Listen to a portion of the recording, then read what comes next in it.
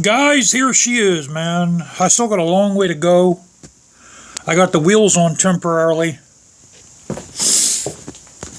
As you see, I painted the inside black.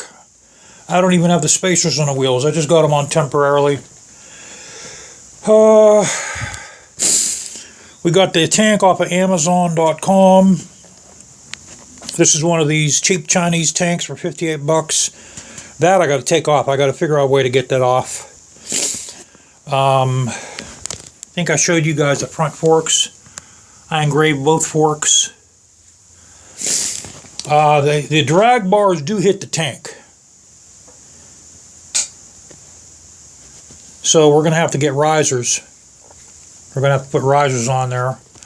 The risers will bring it up about 1.5 inches, so that should work.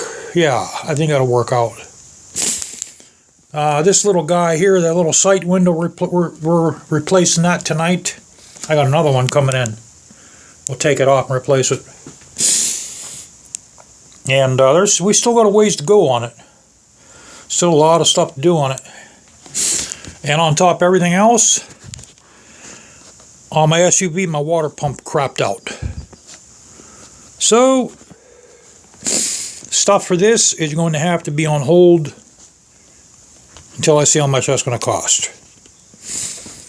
Other than that, I got the boost out today for the first time, man, in about 5 months.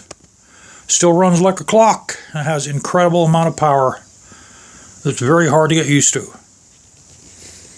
Catch y'all later.